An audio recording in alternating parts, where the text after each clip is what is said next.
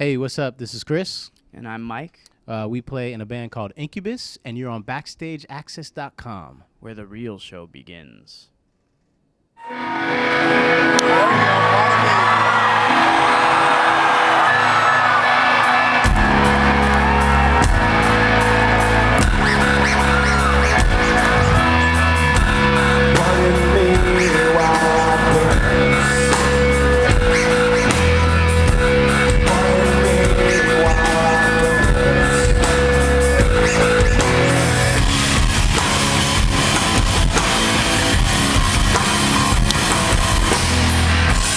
BackstageAxxess.com here at Rock and Range 2012 with the headliners of the first day, Incubus. Mike and Chris, how you guys doing? Doing great. How are you? All good? I'm good, Mike. wait for Chris to say something. 6 years of Rock on the Range, and this band I think a lot of people wanted to see for 6 years. Now they're finally here. What's your opinions of finally getting to be, at such a great festival? This is an awesome festival to be at. We've been walking around. We were just watching POD set down there on one of the other stages, and it was just rocking. Big audience, a lot of people here. And so we're going to, Slash is out there playing right now. So it's kind of crazy. It's like, all right, we're going to go on like later tonight and try and rock everybody's face off harder than Slash. I don't think so, but we'll try. I don't know, man. It's a tough act to follow, even if it's 3-4 acts later. Yeah. I think you guys will do quite fine. Tell us about the Livebox HQ Lightbox that's coming out in July that fans are, I think, a little eager to get their hands on. Well, we did something last year where we rented out a kind of a gallery space, and we set all of our equipment up in there and did shows for like a week straight, and just invited the audience in and did all kinds of like interactive things where we just kind of hung out with the audience and talked about music and shared with them, and they shared with us, and drew pictures all over the walls and things like that. And so the box set that we're putting out is really just kind of a chronicling of all that for the people who were there and for the people who wanted to be there but couldn't be there because there was like a massive we broadcasted all of it, and there were a couple million people that were tuned in to watch these broadcasts. So obviously they couldn't be there. There was a small place, you could maybe fit 200 people inside of it. So it was just such an interesting experience for us that we thought it would be, something that our audience would enjoy, to be able to kind of feel more a part of it and see what it was all about. So that's what the box set is. Yeah, and a lot of cool stuff is in it, like books and pictures and all sorts of stuff is put into this well put together this box set, and I think it's July 6th it comes out, right? If I remember correctly. Yeah. July 6th, yeah. So obviously pick that up. First half of the summer you guys are gonna be in Europe, and then you guys come back and do the Honda Civic tour with Linkin Park. Tell us about how you guys got hooked up for this Honda Civic tour. Well, we were actually playing some festivals last summer in Europe with Linkin Park, and we've only played festivals together. We've never really played any proper just concerts together. Right. But we've kind of all known each other for over the years. We have a lot of overlap with just friends and things like that. We come from a very, very close area in Southern California in LA. And so I was with Mike Shinoda from Linkin Park last summer, just like kind of having lunch, and we sort of just were like, yeah, wouldn't it be fun to play some shows together? And we could probably do some pretty big shows together, and we sort of flew it up the flagpole, and it went all the way, and here we are. We're going to do it. It's rare that things like that actually work out. So we're happy. So excited. Basically, if you want something from Incubus, to talk to you, because you're the man that makes it happen, right? Not necessarily, but or Chris. Chris has a comment about that. It's a possibility, though. Yeah, I know. I can. Reaffirm that. Yeah. Yeah, Mikey's the man to make it happen. Speaking about Mike, obviously the Incubus fans, and there's plenty out there. Your tone is very like Zappa-esque, and I think you have that school that you grew up really liking those guys, and you can really hear it through your guitar playing.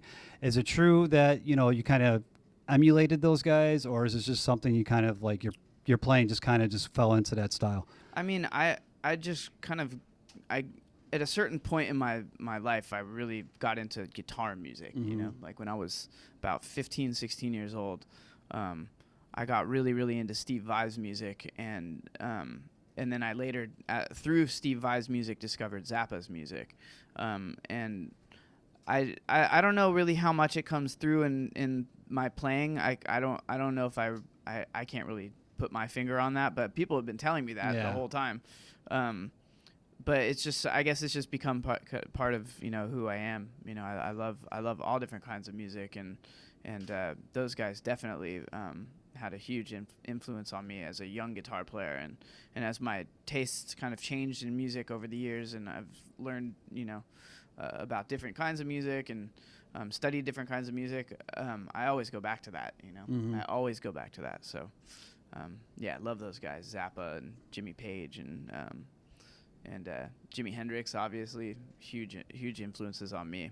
Yeah, but those guys are the best for lots of reasons. I don't want to leave Chris out. Any influences for Chris? I mean, of course, you know, but mine are, you know, more in the hip hop world. Okay. You know, being a DJ, Jazzy Right. Jeff, DJ Qbert, you know, Jam Master Jay and Hurricane and all those, you know, cats from the early '90s, late '80s hip hop era. That was my shit. Well, you've been playing keys now for about 10 years too, and maybe there's some keyboard players who I mean, you can't mess with Jimmy Smith. That is. I mean, I can listen to him anytime and just be baffled on what he's playing on the organ. It's out of control. And going back, complex musical pieces that you did one like an orchestra type thing, like Inversion. I believe it was called. Oh, it's called End Vacuum. End Vacuum. I'm Yep. sorry, End No Vacuum. worries. No worries. Tell us about that. How that's a long piece, actually. Yeah, it was about 45 minutes of music, and it was broken up into 9 separate sort of pieces. Right. And it was just it was something that I'd been wanting to do for kind of a long time. And actually, when I had injured my wrist, I got carpal tunnel syndrome really badly a few years ago and had to have surgery. So during that time, when I was kind of laid up and I couldn't play for a while, I decided to start writing music for other instruments, and I really wanted to write something orchestral, and just did it, and it was scary and fun, and you know, it was a large ensemble. It was like 80 something players, and it's just, there's nothing like hearing, you know, music that you wrote like that come off the stage, Right. you know, being played by that many musicians. It's just powerful and really, really exciting and fun. So I'm sure I'll try to do something like that again at some point, but I definitely got that out of my system at that time. And Mike actually went to school at Harvard for a little bit, studied musical composition, correct? Yeah, I was studying also history and philosophy of science, and studying music composition and a lot of music history. That was kind of a big part of what I was learning about. Was music history is, like, you know, fascinating. So much that I just had no idea even existed. So we could say for the rock fans out there, Tom Morello and yourself, I guess they can look for the geniuses in music, right? You guys, well, right? Rivers Cuomo, actually, from Weezer. He's Okay. also a Harvard alumnus, and Okay. he's a cool guy, and actually he reached out to me before I went to Harvard, because him and I had met a few times, and he was like, yeah, let me give you some pointers, you know, about, first thing he said, he was like, start a Facebook page. I was like, I can't start a Facebook page, but I did it, and it was awesome, because, you know, it's how you kind of meet people and network at school. It was awesome. Right. Being a student is awesome. Kids, stay in school. Don't do drugs. That's a great, like, almost end, wrapping up on the Don't Do Drugs campaign here. After the summer tour with Linkin Park and Incubus going forward, is there going to be new music? Do you have another tour possibly? You know, what's the future hold?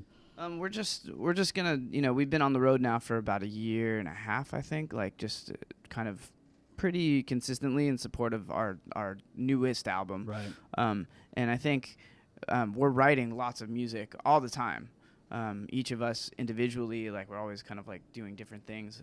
But we're just kind of waiting until the tour's over to figure out, you know, what it is that we're going to do next. We're not real sure about it.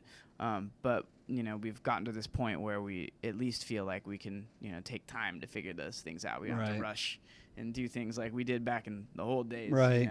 The record company wants something and they want it now. Yeah, no, we actually have no record company now. We actually got to the end of our record contract, which never happens. When the hell does that ever happen? We finished a recording contract, so we're just. So you guys are free agents and do whatever the hell you want. We can do anything we want. It's good. Great.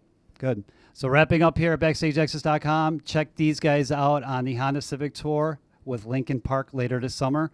And if you're in Europe, obviously they're going to be doing a bunch of dates coming up in June, correct? Yes. And the big festivals, and hopefully this festival last in our memory how great a rock festival can be in America. Rock on the Range. It's a great festival, and we appreciate Incubus taking the time to talk to us today and have a great set here. And I think you guys are going to really dig the crowd. Great. Thank you. Thanks for having us. Yeah, thanks. Take care.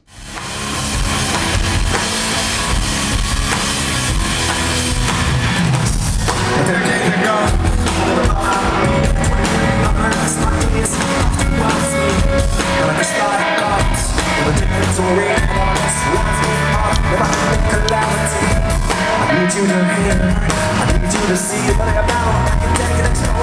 never had